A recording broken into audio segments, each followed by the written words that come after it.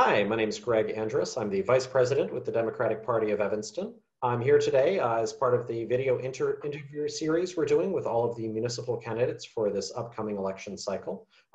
This time it's here with Bobby Burns, who's running for 5th Ward Alderman. And just a reminder, if you're not a member yet, you can become a member on our website, evanstondems.com, either as a dues paying member or if you'd like to volunteer and get your membership that way. We have a couple of events coming up you can sign up for. So Bobby, why don't you take the first few minutes and introduce yourself and let us know a little bit about why you're running. Yeah. Yeah.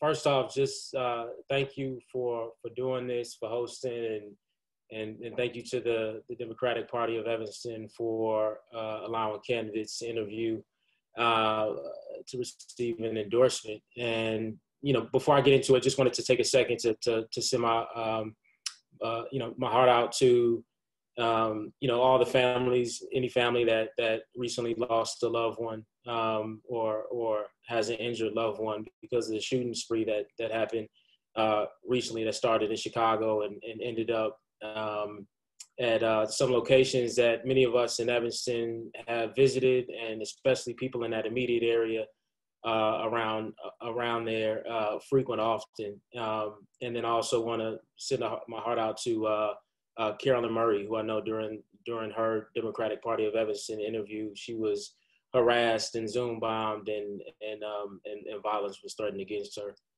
But yeah, so my name is Bobby Burns. I am a candidate for 5th Ward Alderman, and I grew up in Evanston with my older sister Tamara and my mother Martha Burns, who worked at CETA, which is a agency in the 5th Ward. And she also served on the school board at District 202. And, at an early age, I was exposed to the systems change work that was happening at the, more immediate and day-to-day needs of the community through our work at CETA. And, I'm living in the 5th Ward now with my fiance, Krista, and my third grade son who goes to Dawes, and Noella, who's yet to be born, but we're expecting her on my birthday, March 21st. So send diapers.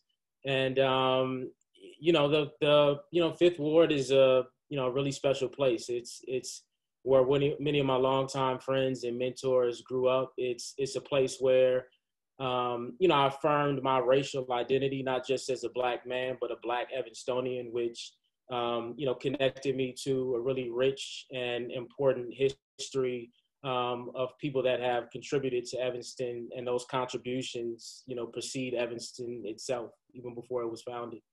And, I'm honored to have the endorsement of the current Alderman Robert Root Simmons, who of course, led the city in passing the first taxpayer-funded reparations program in the country. I'm proud to have collaborated with the clerk's office to draft the first City of Evanston memo that made a case for reparations. And, I'm also honored to have the endorsement of the former Alderman Dolores Holmes, who, not only served as 5th Ward Alderman for 3 terms, but was the director of Family Focus for 27 years, and was a champion for affordable housing and an advocate for families and children here in the 5th Ward. And I'm running for alderman to make sure that we continue to have strong advocate as aldermen, to make sure that we have committed and available leadership, and to make sure that we have someone that has the professional background and experience to address the needs of the ward, as well as to be prepared to weigh in on the various issues that aldermen are expected to weigh in on. And, I think my experience as a political consultant, as a community engagement professional, as a former deputy city clerk during a transition period for the clerk's office, it's equipped me with the qualities needed to represent this ward responsibly. So I encourage anybody that wants to learn more than they hear from me today to visit my website, burns45.com. That's BURNS FOR, the numeral 5.com. Thank you so much. So I'll get right into the questions, and these questions were submitted by our members. So the first one came to us. There were a lot of people asking about equity. So the question is, how well do you feel the city of Evanston has upheld its goal of assessing decisions and policies through a lens of equity? Yeah, that's a good question. The city of Evanston is in the early stages of its equity work. We need to continue the process of establishing clear equity goals. Um, we should determine what specific needs must be met in order to achieve them. And one of the questions that I think we should be asking ourselves is, what is the adequate amount of staffing required to support implementation? We need to be asking ourselves, what should be the role of the Equity Commission and the Equity Commissioner? And, we need to decide, once and for all, if it makes sense to join a national network of governments, working together like GARE, the Government Alliance for Racial Equity, to help assist us in identifying current systems and practices that are currently causing harm and perpetuating inequities here in Evanston. And we talk a lot about equity training, and I think we need to do more on the job instruction where a equity trainer is coaching our staff through applying an equity lens to a particular task as they're doing it. And and then overall, I think we just need to do a better job at looking at all our boards, committees, and commissions and asking ourselves that fundamental equity question, which is who's missing from the table. And, data is great, but we need to combine that with lived experiences. And so I think it's really important to make sure that we're diversifying community voice on our boards, committees, and commissions. All right, thank you. There's been a lot of conversation both nationally and locally about policing. So we got quite a few questions on that subject. The first one is, how would you go about weighing conflicting calls from some constituents who might want more of a conventional police presence and versus those who might want less of a conventional police presence? Yeah, it's another good question. I tend to, when there's a conflict, I tend to, focus more on the areas of common ground. And, when it comes to policing in Evanston, I think that there are areas of agreement between people who are typically on opposite ends of the issue. I think there is broad support for increasing the Health and Human Services General Fund expenditure. As Evanstonians, I think we understand that funding, mental health, housing, education, addressing food insecurity, I think we understand that will directly lead to a reduction in crime, and over time, it'll change our law enforcement needs. And I also think that there's some general support on the council and certainly among a lot of the candidates to just fully re-examine how we do policing in Evanston. And I think we need to create a committee similar to the one that was created to come up with the climate action and resiliency goals, and just begin the hard hands-on work of just scoring through, every area of our policing to identify opportunities for transformation. And, we need to find ways to reduce harm in a way that keeps both police officers and residents safe, and in a way that helps us reach our goals. Thank you.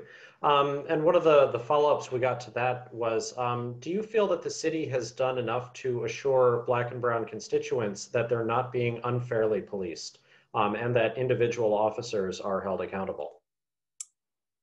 I think like most things, it depends on who you ask. The reality is that people in Evanston are all experiencing policing and other functions of government differently. And, what suggests to me that a better approach is probably to focus on determining what policing model fits Evanston. and, implementing it and being prepared to make, changes as needed. But I think we need to really sit down and figure out what model we think works for Evanston. So there another question that we got on the topic of police oversight concerns FOIAs. FOIAs, especially those made of the Evanston Police Department, have become something of a contentious issue lately. It's been the topic of a lot of city council meetings. What do you believe the city council can do to promote transparency and accountability when it comes to police FOIAs?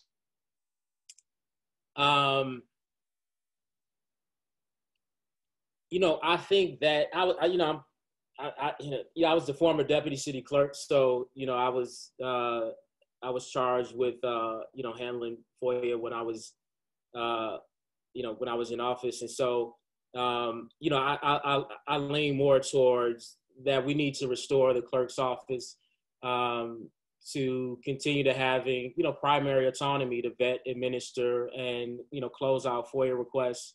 I would probably go a step further, and I think the clerk's office should be able to hire an attorney. Maybe that becomes the deputy clerk position, who also can redact. At present, that function is really handled by the law department, and but moreover, I think streamlining this process through the clerk's office, foster consistent, transparent, and fair evaluation of these requests. And it promoted trust and public access to these records for residents. And I think we had a good system, and I think we should go back to it. I also heard, I think it was, I heard one of the candidates talk about, why don't we just have an upfront conversation with the police department, figure out what records, are being FOIA'd the most, and see if they can do an annual report on these items instead of the community having to, submit FOIA requests I think that makes a lot of sense too. You kind of, I don't know if that's me or you. Are you? I think that may be me. I don't know if you froze. No, it's all right. It's all right. We'll edit out this little bit. I'm having some internet connection issues today, but I caught all of that answer. It was just like the last half a sentence that froze up a little bit on you. So yeah, Neil, you'll have to edit this out. So the next question I've got for you. There have been some critics of the current system for investigating police misconduct, which is that the mayor appoints the police board, city council approves it. Do you believe that Evanston should have a police review board that's independent of the mayor and city council, perhaps elected in its own right? Yeah. First thing I want to say is I think that a conversation about, how we do police, what our police accountability process, along with even, what role restorative justice plays in addressing harm and correcting behavior. All of that, I think, needs to be within a larger conversation about how we do policing in Evanston. So I want to start there. But personally, I when I was a deputy clerk in Evanston, we took a look at a program in the city of Miami that in their process, in their police oversight committee, their members were not appointed by the mayor.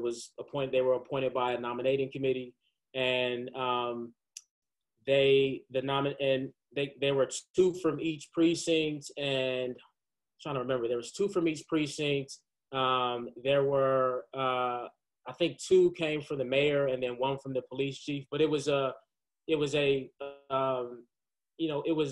nice group of people to determine how to vet their police complaints. And I personally like that system, but again, I think all of this should happen within a larger discussion about how we do policing in Evanston. So the final question I have on policing concerns a specific incident.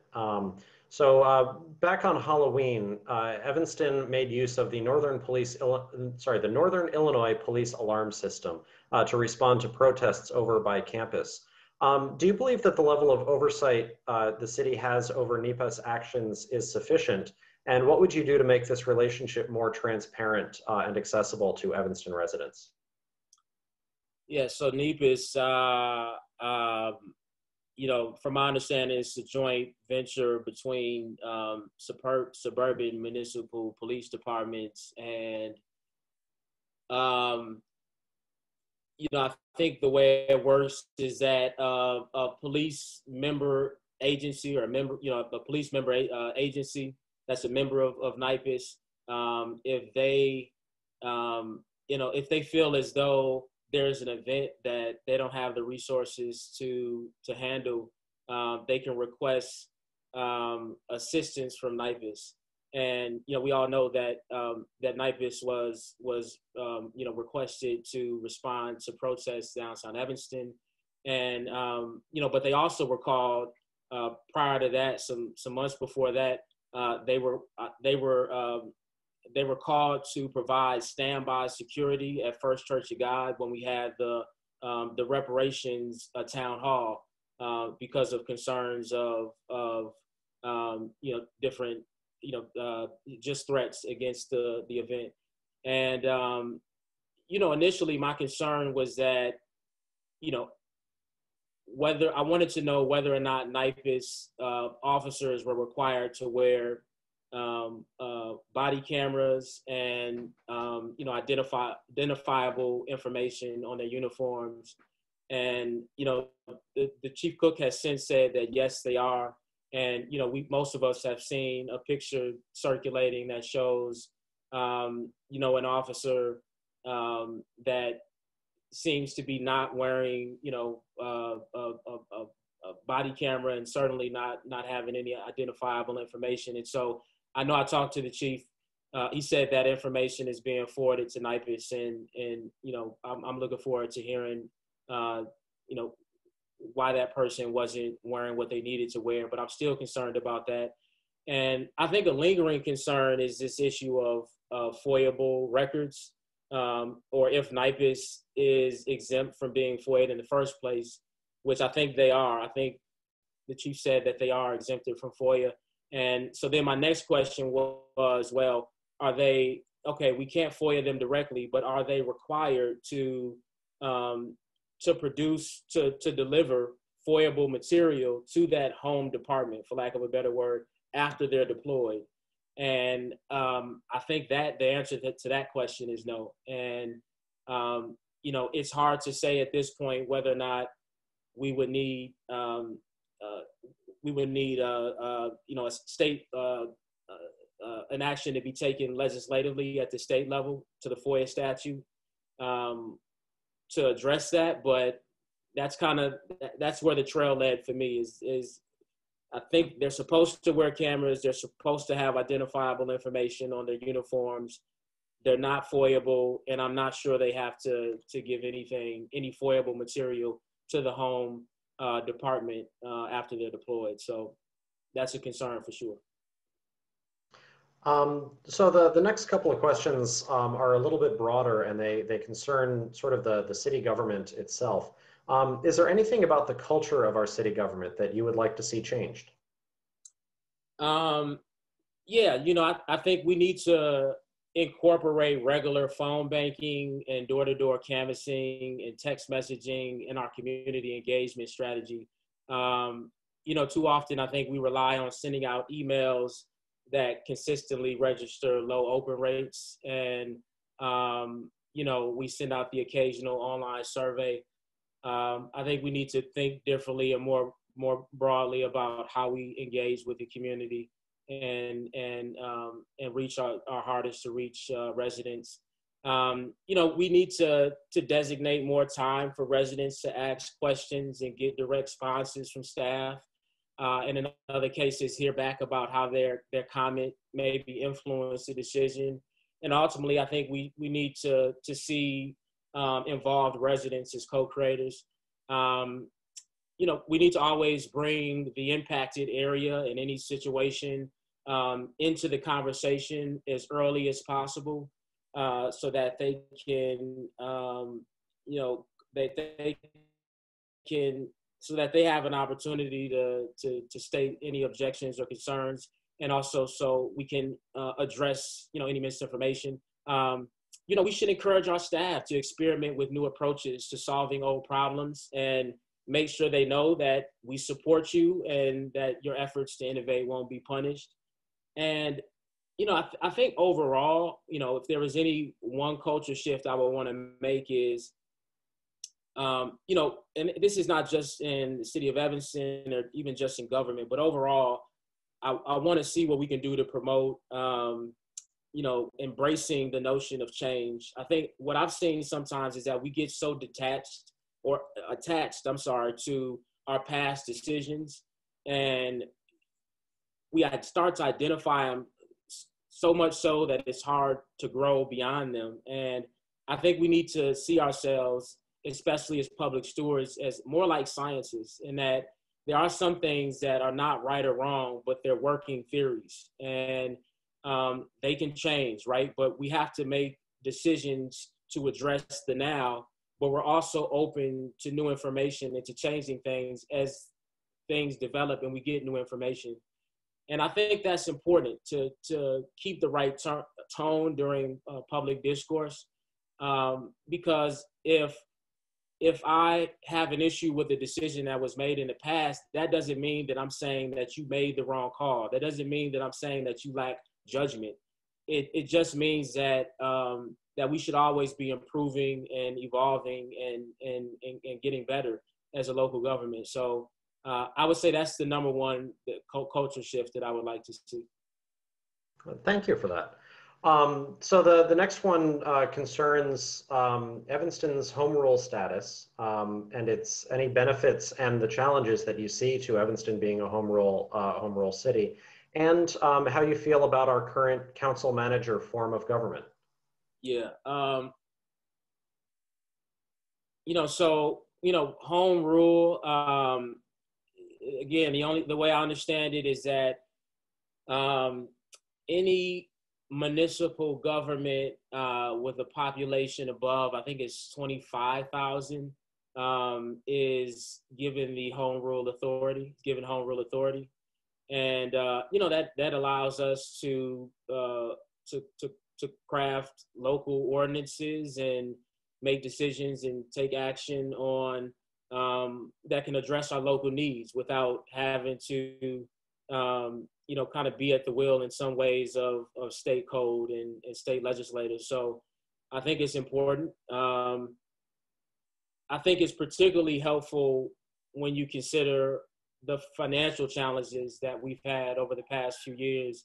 We need to continue to address, to meet our debt service obligation. We need to continue to pay into our pension fund so that we can support our firefighters and our police officers into retirement. We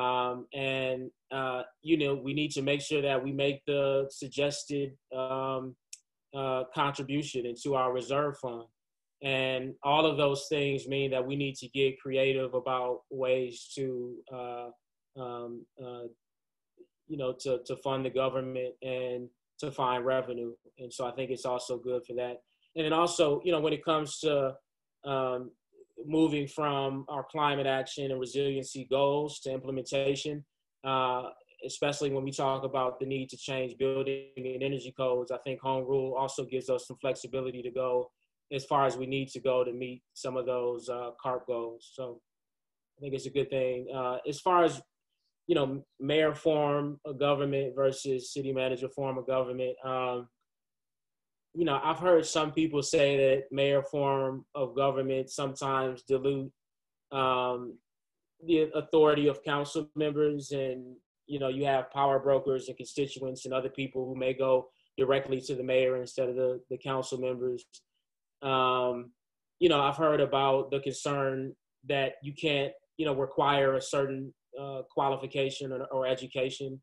You can't require that they have a background in public, city management, for example. And, but there's many cases of mayor strong governments where the mayor goes to the council and says, hey, can we, hire a public administrator? I think my biggest concern around mayor form of government is strong mayor form of government is, you see in places like Calumet City where law firms, especially who are kind of behind the scenes bidding for future contracts, get really involved in the elections. And so I think if we did adopt a strong mayor form of government, that we would need to combine it with some type of campaign finance reform to make sure that we didn't see a lot of money being spent in local elections. Thank you. So you had brought up CARP in one of your in that previous answer, which sort of ties into my next subject here. We did get quite a few questions about the environment. So I'm curious to hear what you think of the Climate Action Resilience Plan. It has a goal of the carbon neutral Evanston by 2050. What do you see as the biggest challenge we face in reaching that goal? And do you think it's an ambitious enough goal, or would you like to see it, more ambitious or less, or do you think it's just right? That last part broke up, but I heard less. I heard. Oh, I'm sorry. Do you feel that the current goal is ambitious enough, or would you like to see it, stronger or less ambitious, or do you feel it's just right? Yeah. First off, I just want to say I'm proud of our city for passing a really robust plan for climate action and resiliency. With a goal of carbon neutrality by 2050, zero waste by 2050, and 100% renewable energy by, I think, 2030. The plan had really broad input from environmental advocates in the city of Evanston. They did a lot of good work. Environmental justice committees, Citizens for a Greener Evanston, and other organizations volunteered their time to get us this far. And I think it provides really clear goals, but now it's time to move towards implementation. And to do that, I think we're going to need, I was talking to Kumar Jensen a little bit ago about this, and I think, we're probably going to need more staff, to implement it, to make sure that we have staff that can manage incentive programs and also technical programs, because the reality of all of this is that what we're talking about is people doing really deep retrofitting of buildings and homes to make sure that they're less energy intensive. And so this means changing out, furnaces to electric furnaces, and changing out gas ranges to electric gas ranges. And it means requiring something from residents who may not be able to afford it. And so we have to figure out how to, build a program that kind of supports the retrofitting of homes. And we certainly need to educate the community as much as we can on what's to come, and see how we can support them as best we can. I am excited about a new program. I think it was it's a new kind of solar energy program that Kumar explained. And where if you opt into it, you would 100% of your home energy would be provided by solar energy. And they're trying to work out the agreement where 20% of the supply costs, or the supply cost of your energy bill would be reduced or would be eliminated. And for some low and moderate income residents, they're trying to eliminate 100% of the supply cost part of the bill. So that's a really exciting program that the city is working on now. But in the Fifth Ward, the concern around CARP for me also is just in air and water quality. We saw recently a study by Daily Northwestern that came out that said that we weren't having adequate water monitoring in the Fifth Ward, and Alderman Simmons immediately took action on that. But I think we need to think long-term about prioritizing the Fifth Ward for lead pipe abatement so that we can ensure clean water.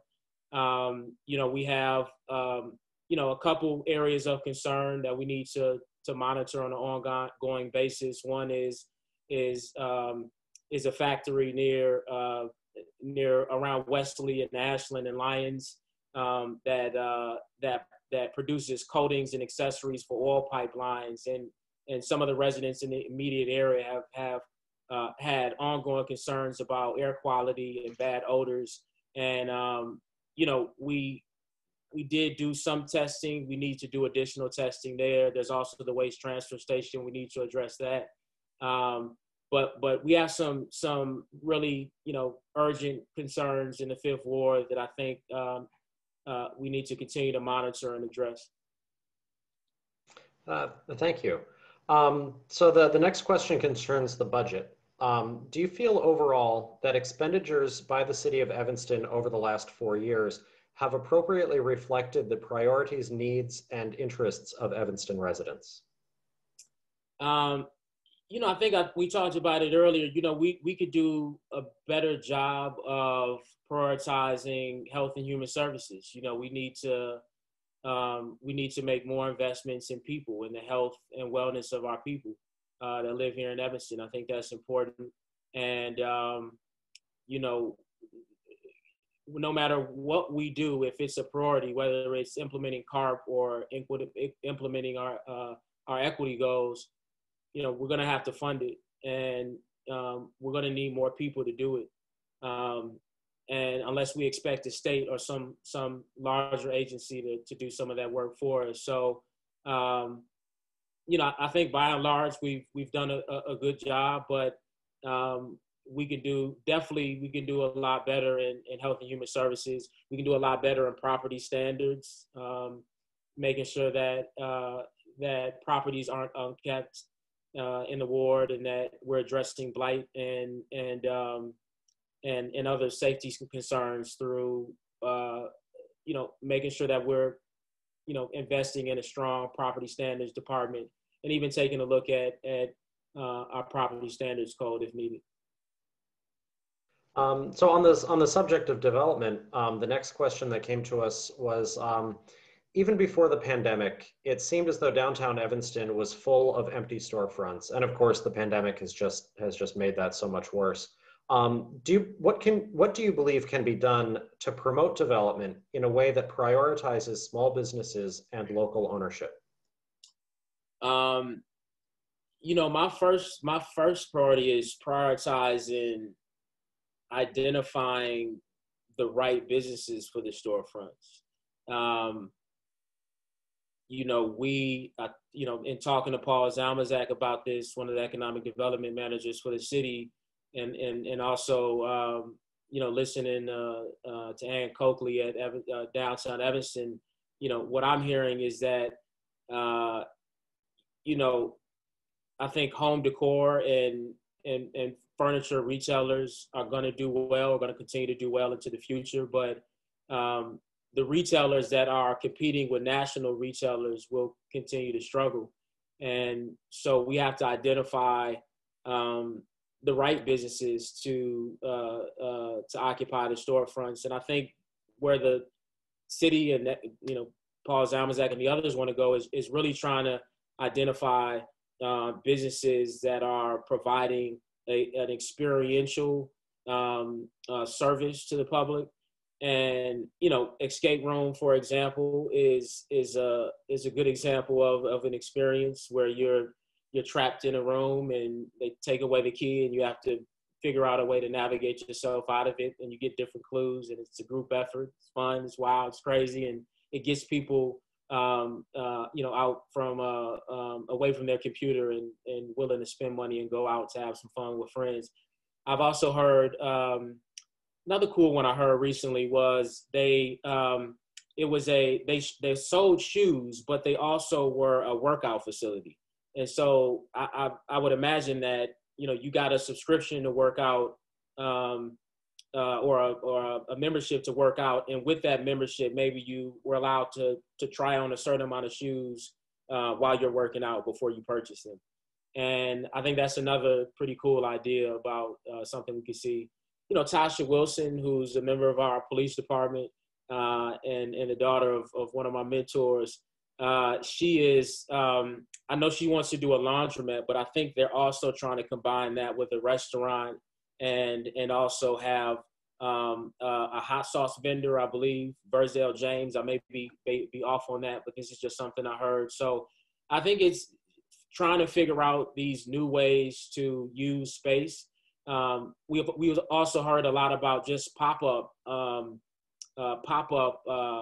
businesses, and so thinking about how can we do 3 to 6 months, 6-month residencies at different locations if we have property owners that are willing to support these type of programs, who can kind of, come into a space, test out the viability of it, get their, promote a little bit, get their product in front of customers, and then, move on to the next thing and see if somebody else can get in there and gain some traction, and just use that as a way to get people more exposure early on as they're trying to build and develop and grow their businesses.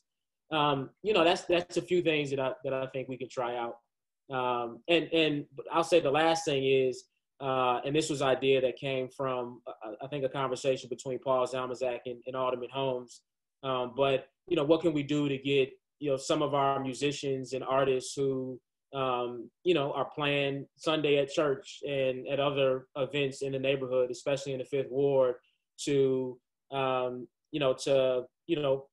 get the band back together, right, and do some type of local set at a venue. What does it look like to have Peter Gibbs, who is a pianist in the Fifth Ward in Evanston, and one of our many talented singers in the ward, to come in for a night at Space, and to show a bit of local talent.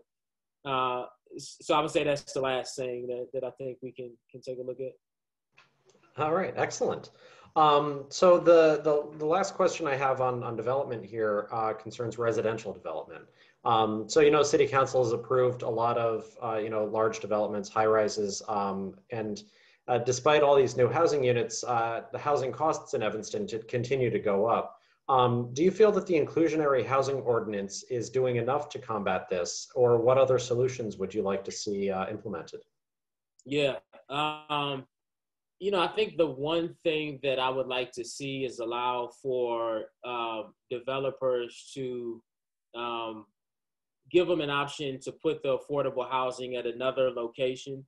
One that the council agrees is a good location for affordable housing, but I think that's the last one that they need to do to really be aligned with what Chicago has been doing for a while. There was another one, but I think we've done it, which was don't allow them to fully opt out of it. Not even if they pay the full opt-out amount, but only let them opt out of half of the affordable units, which I think we already have that in place. We certainly can, we can adjust the opt-out percentage, and we can certainly on our end try to reduce the AMI as much as possible, so we can make sure that we're truly creating affordable housing for those at the lowest segments of that income earning. But to be honest, the biggest thing that I would like to see is just, I want us to have a conversation with our residents in Evanston, and I'll certainly lead on this at my ward meetings and when we start to do more outreach in the ward, which I want to feature that a lot more in the ward.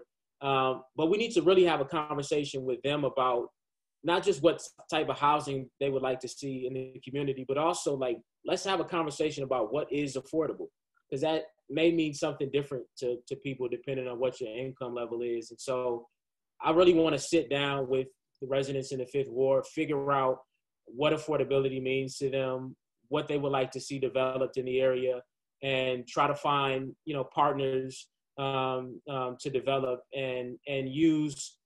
We have a old Mayfair line that cuts through the middle of the Fifth Ward that's undeveloped, and where there's some high voltage transmission lines that are over it that impede on our ability to develop on it now.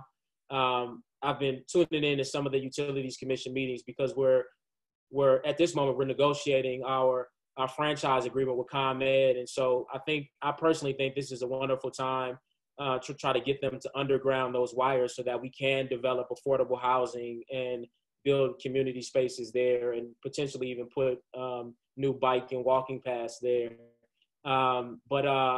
Yeah, I think we need to identify those type of opportunities to develop, have a conversation with the community about what type of housing they would like, what is affordable housing, and then find partners, that are willing to develop those units.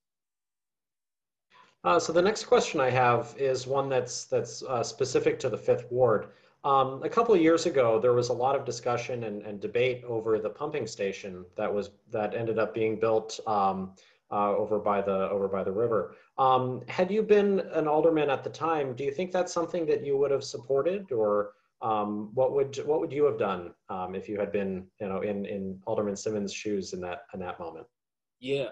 Before I get to that, I wanted to say one last thing on the last question, which is another thing is public benefits. We allow for public benefits typically around the immediate area of a planned development downtown. There's been some conversations between Alderman Simmons, Alderman Rainey, and others to say, well, because of our zoning, most of our major developments are going to be downtown. And so that means that most of the public benefits will really be limited to that area. But we have other areas that need investment. And so another thing I think we can add is let's develop some clear public benefits guidelines that allow developers to invest in other areas and not do it at the last moment. So it seems like it's a payoff, it's a bribe, but really build in, some clear guidelines that allow for it. So the water pump station. So again, I always start off with the way I understand it, because especially this particular issue happened at a time where I was just transitioning to the clerk's office. And so I didn't have the opportunity to really follow it as much as I would like. But again, the way I understand it is that,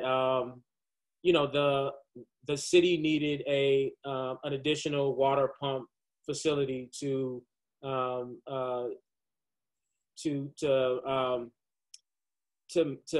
really meet their water agreement with Morton Grove and Niles, and the community, the neighboring community on the 1700 block of McDaniel were concerned about the impact that would have on the property values and their overall well-being.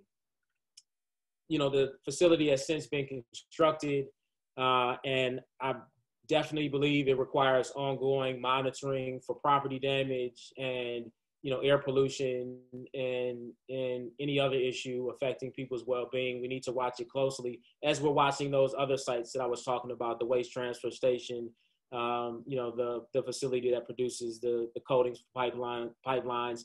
We need to be watching all of these sites and have and really stay in touch also with our Environmental Protection Agency and our Congresswoman to see what we can do to get out and do air quality testing and other tests to see if there's an issue that we need to address. But then going backwards, what I can say is just my approach to really just organizing. I'm a community engagement professional. I'm a political consultant.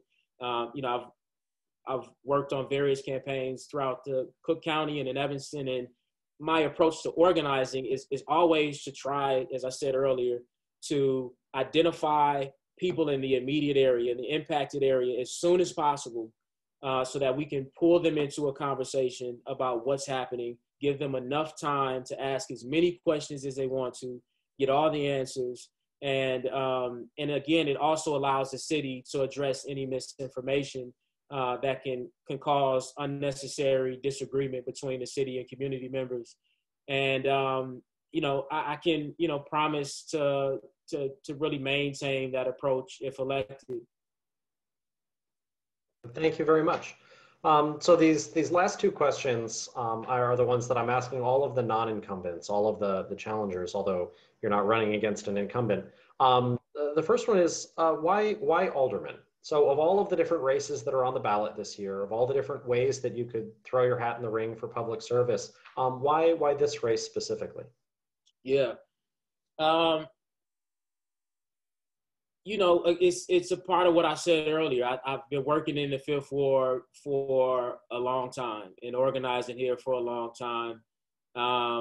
We've worked at, before it was Gibbs Morrison, we worked at Buku, trying to figure out ways to re-engage disconnected youth who were no longer thriving in structured programming. And we partnered with the Youth and Young Adult Development Department to try to create, violence reduction programming.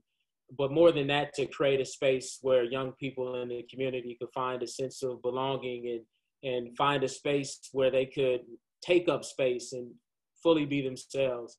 I started an organization called Evanston Collective, and we've been leading on racial equity conversations in Evanston since 2016, 2017. We were really involved in really helping to frame the conversation about the racial equity audit at the library.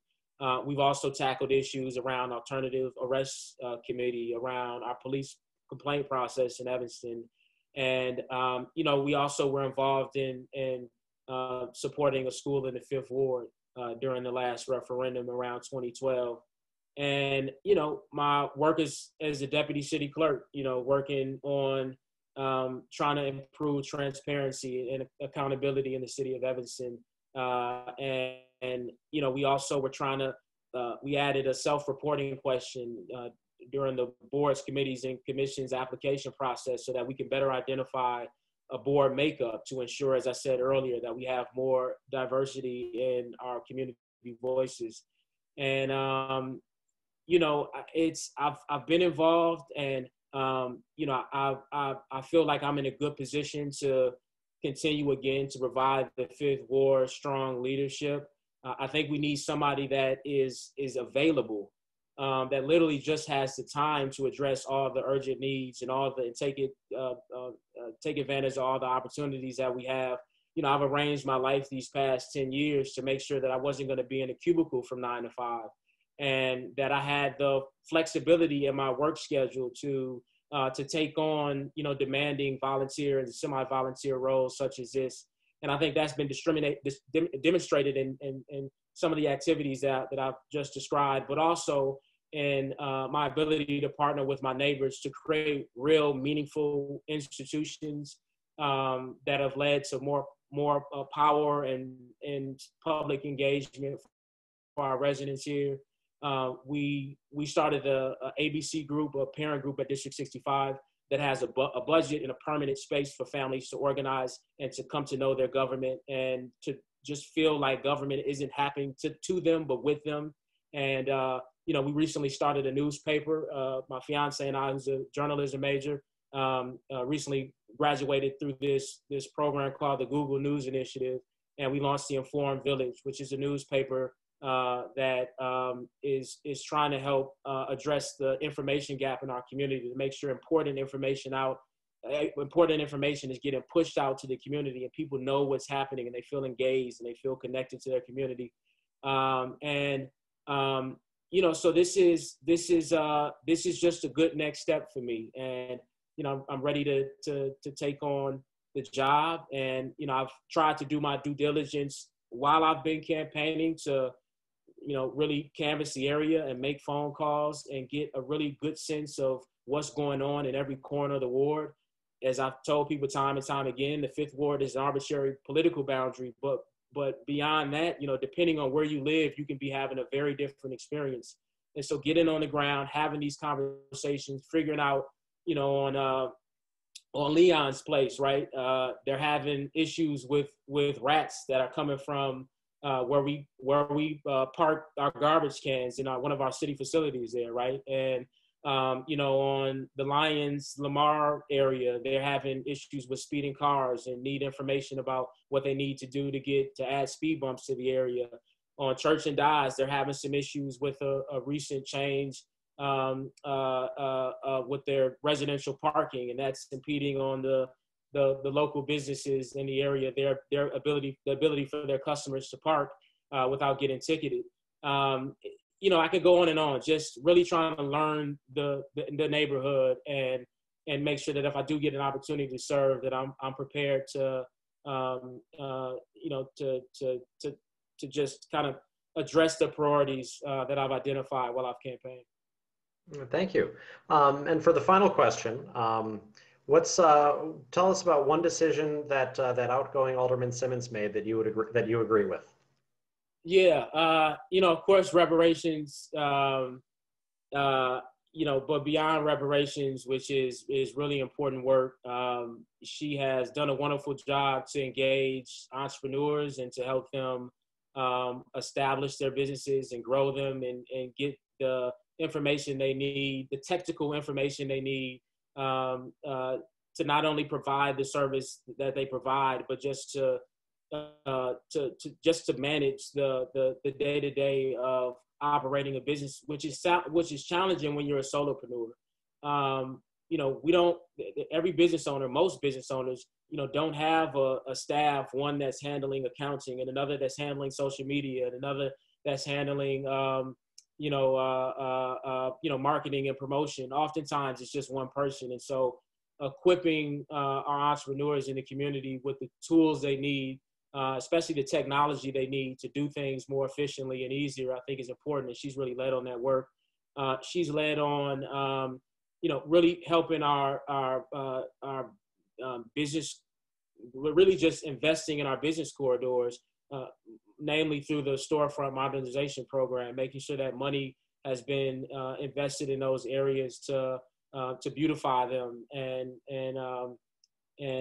you know, making improvements at Fleetwood Jordan and improvements in other areas, forging partnerships with the Rotary, you know, and getting them to adopt different parks to plant trees and try to take care and preserve our natural habitat. So yeah, there's a lot that she's done. Wonderful work. I'm proud of her service, and I look forward to hopefully, you know, receiving the torch and carrying on all of the work that she's done while she's been in office. Well, thank you so much for joining us, Bobby. I'm glad you got the chance to address our members, and I look forward to the endorsement vote later on. So just as a reminder to everybody watching, the endorsement vote will happen from January 17th is when the ballots go out up until January 23rd. If you're not a member yet, you can sign up to be a member on our website, evanstondems.com, either as a dues paying member, or you can get your membership by volunteering at one or two of our events. And you can just reach out to us for more details if that's something you're interested in. So thank you so much, Bobby, for joining us. Thank you.